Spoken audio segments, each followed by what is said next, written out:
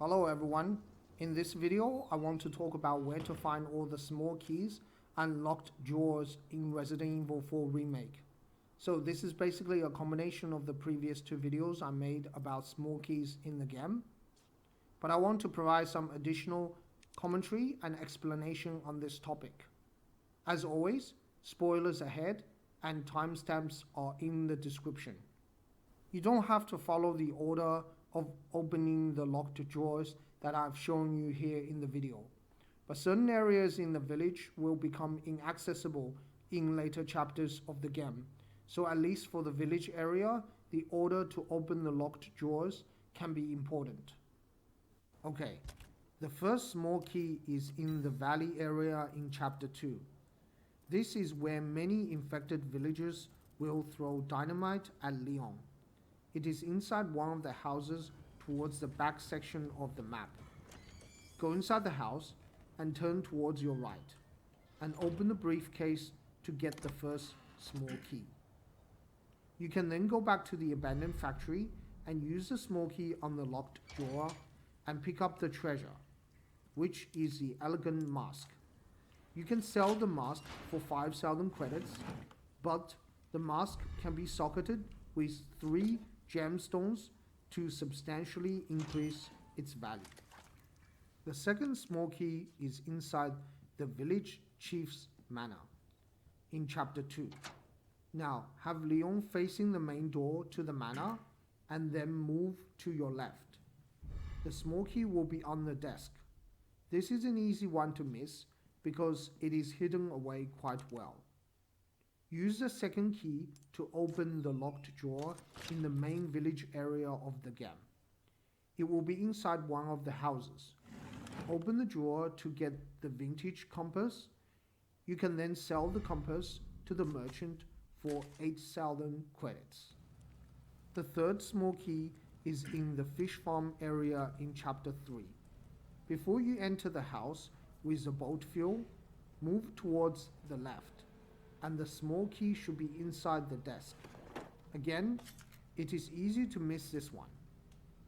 You can then use this small key in a few different ways, but I prefer to use it to open the locked desk in the area just below where the merchant is. You can do this either in chapter 3 or in chapter 4. So you can do it before you encounter the giant fish monster in the lake, or you can do it after you defeat the giant fish monster.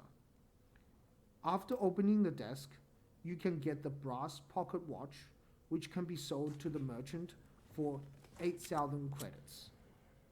Small key number 4 is in the forest altar, which can be accessed in chapter 4. You will need to take the boat to the lakeside settlement and then use the insignia key to open a locked gate. Move up the ladder to the forest altar and the small key should be on the left. You probably recognize this area in the very beginning cutscene of the game. I would use this small key to open the locked drawer in the lakeside settlement area.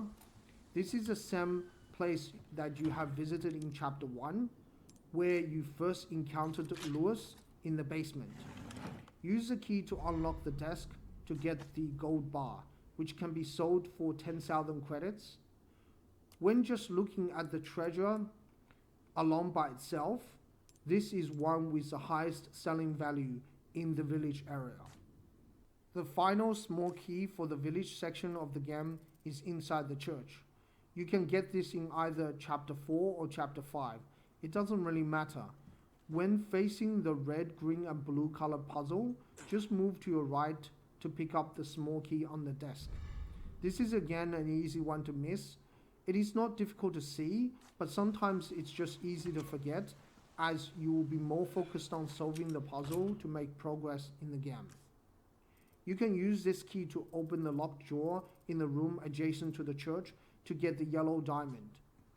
This yellow diamond alone can be sold to the merchant for 7,000 credits, but it can also be used to socket into other treasures to significantly increase its value. Okay, so that is all the small keys and locked desks in the village area of the game. Okay, as you can see here, When you get to chapter 5, after rescuing Ashley, you cannot go back to the fish farm or the lake area in chapter 4. The path is destroyed and there is no way around to get back. This means if you missed any small keys and locked desks in chapter 3 or 4, you cannot go back there to get it again. The same as for the abandoned factory area in chapter 2. Once you get to chapter 5, although you can still get back to the village chief's manor, you cannot actually completely backtrack to the abandoned factory anymore. The path is blocked by a fallen tree. So this is what I mean. The order which you open the locked drawers is important, because you cannot completely backtrack in later chapters if you missed anything in earlier chapters. The merchant would actually give you a hint when this is about to happen. He will say, "Might want to take care of any leftover errands before going this way. Be ashamed to live the rest of your life wondering, what if, am I right?" Whenever the merchant says that particular line, simply create a separate save file. This way you can always reload the previous save file if you have missed anything. Now, onto the castle area. For this section of the game, you don't have to follow any of the orders to open the locked drawers, as it is possible to backtrack all the way into the main section of the castle, even in chapter 12. Of course, this is assuming Leon has not entered the final section of the castle, which is a clock tower. The first small key for the castle area will be in the passage after the bindery in chapter 8. After you solve the puzzle with the lithography patterns, keep going down the passageway and move slightly to the left side. The small key will be on top of an open book. You can then go back to the bindery and use this key to unlock the desk to get the brass pocket watch. This can be sold to the merchant for 8,000 credits. The second small key will be in the room with the armor on the upper floor of the Grand Hall in chapter 9.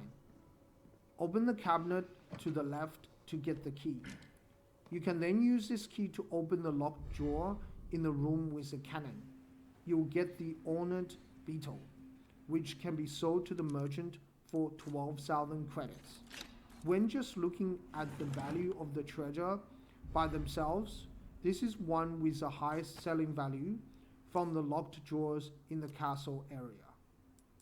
The final small key of the castle, as well as for the rest of the game, will be in the area next to the ballroom. You can only enter this area in chapter 12. It is in the same room as the cable car going up to the clock tower. Open the briefcase on the table and collect the key. Then take the shortcut from the Grand Hall back to the audience chamber at the very beginning of the castle area. You can then use this small key to unlock the desk to get the gold bar, which can be sold for 10,000 credits. There are in total 8 small keys in the game, which correspond to 8 different locked drawers. The small keys are identical to each other, so keys from the village area can also be used to open locked drawers from the castle area. If you're trying to finish the game quickly, you may consider opening certain drawers over others in order to get the higher value treasures. There are no more additional small keys or locked desks in the island section of the game. How do I know this? Well, once you get to chapter 13, if you have any extra small keys left over, this can be sold to the merchant for 3,000 credits. This means the keys are no longer needed for the remaining part of the game.